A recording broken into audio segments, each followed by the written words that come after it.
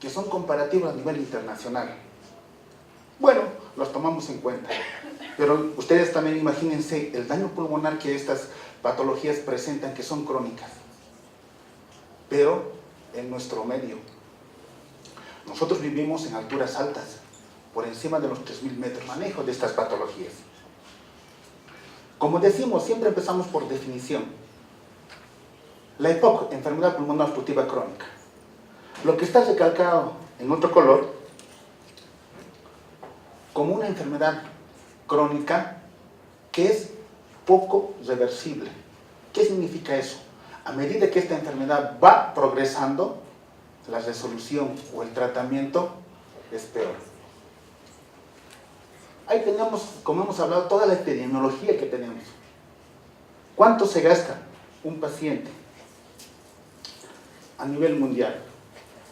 Imagínense la mortalidad por esta enfermedad que ha ido incrementando en relación a los infartos que ha ido disminuyendo.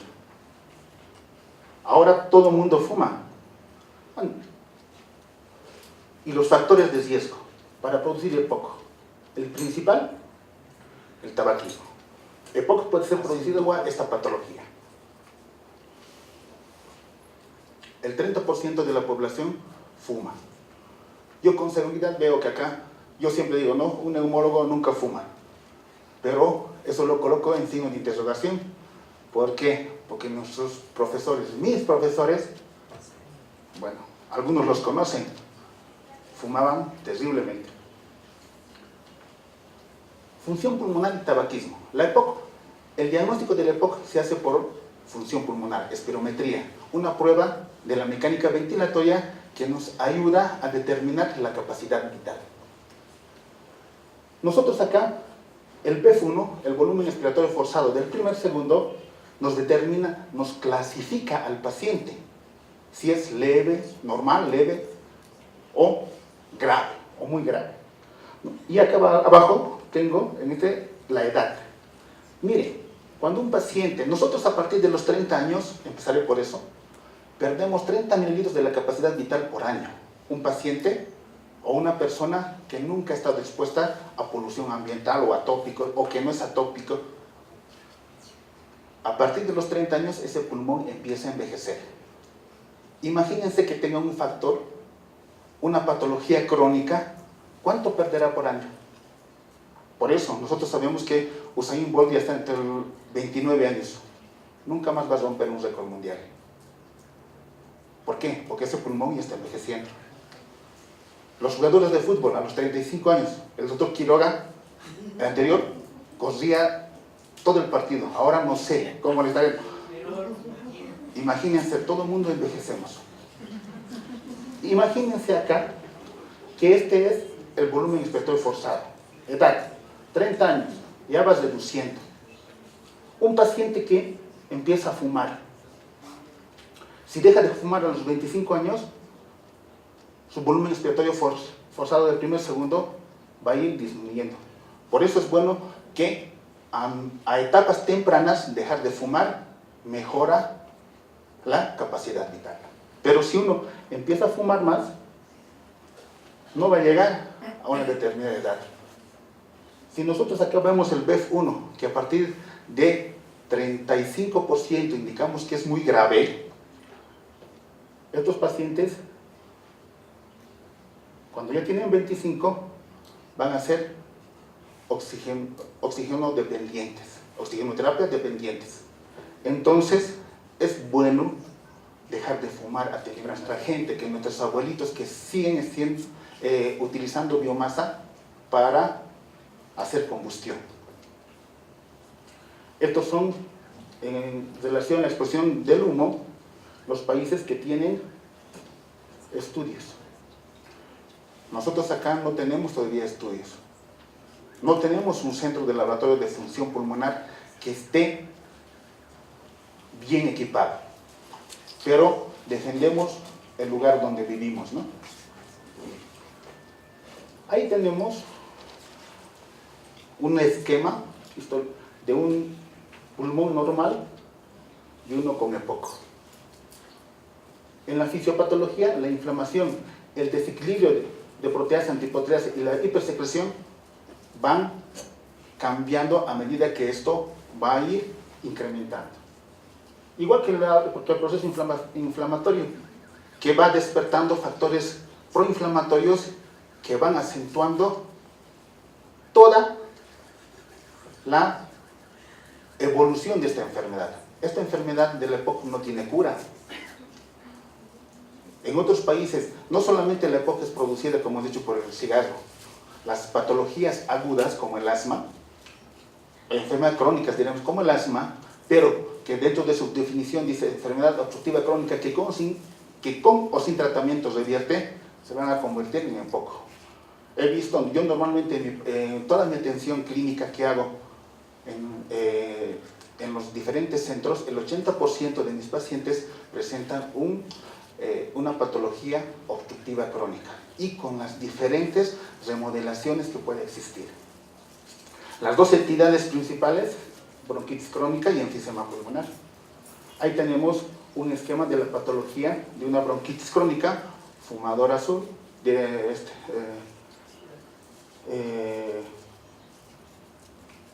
el bronquitis crónico y el enfisema pulmonar.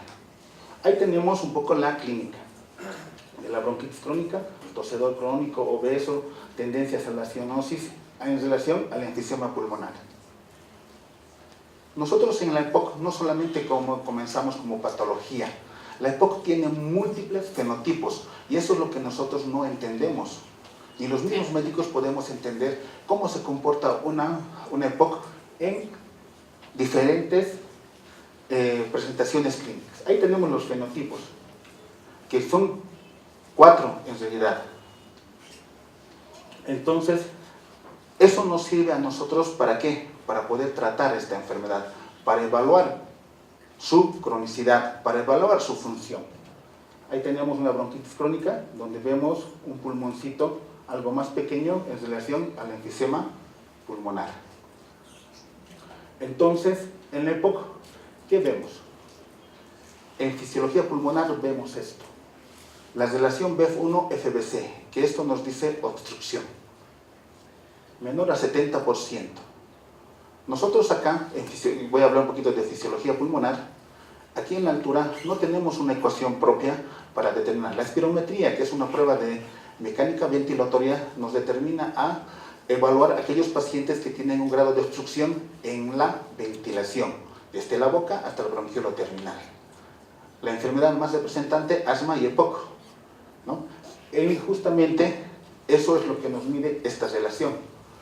Pero en la espirometría, en las pruebas de función pulmonar, las ecuaciones que se utilizan están hechas de acuerdo, uno, a la población. Nosotros acá en Bolivia no tenemos ningún centro que tenga ese tipo de ecuación.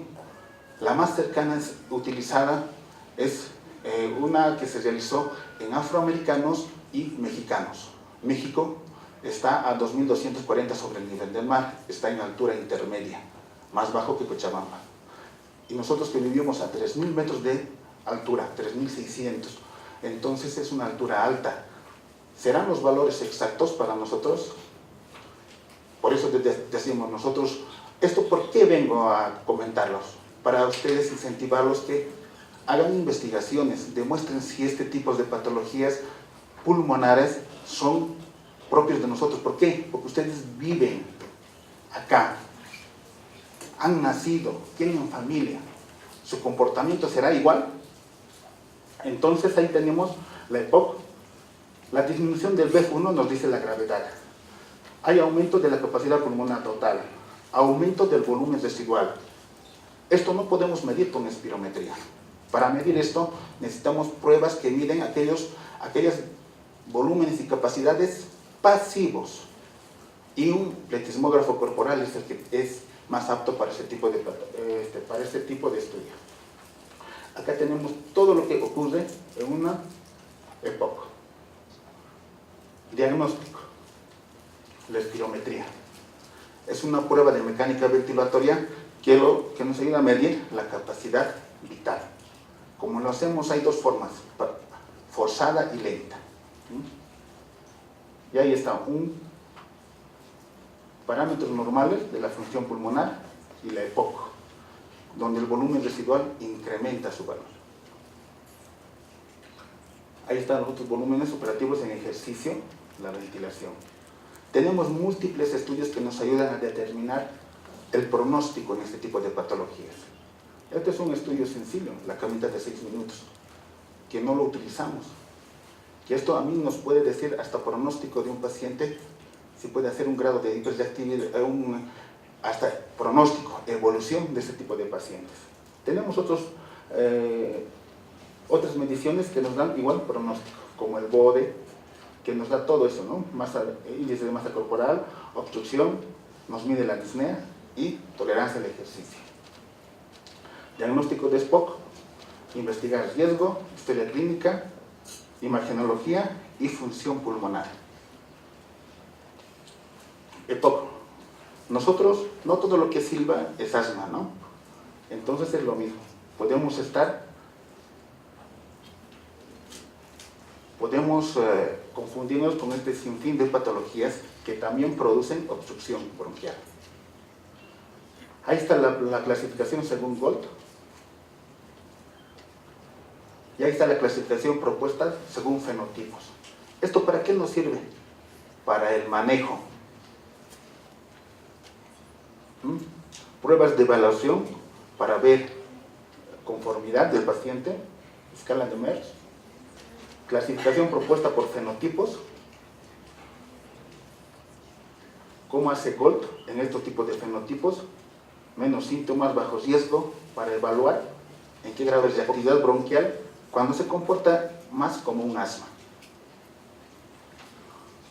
Ahí está el manejo farmacológico, LABA, CIS, ¿no? Los SABA, que estos son broncodilatadores, beta 2 de acción intermedia prolongada, o los anticolinérgicos, los LAMA.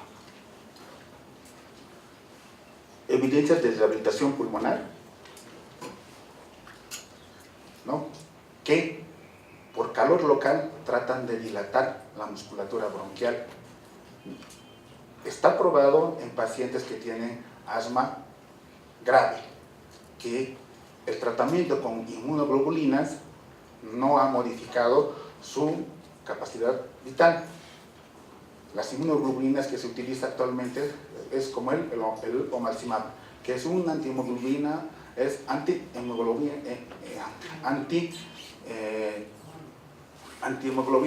E. Entonces, nosotros, imagínate, ni este tipo de tratamiento lo utilizamos actualmente acá en Bolivia. Ese tipo de tratamiento se llama termoplastía. Yo he realizado como unos 5 estudios que sí han mejorado la mecánica ventilatoria. Imagínense, nosotros en este tipo de pacientes que tienen un BEF1, un volumen expiratorio forzado del primer segundo menor a 35, con este tipo de intervención en este tipo de pacientes que han remodelado, los hemos mejorado han llegado hasta 50%. Imagínense, ha ganado un 15%, lo máximo que nosotros...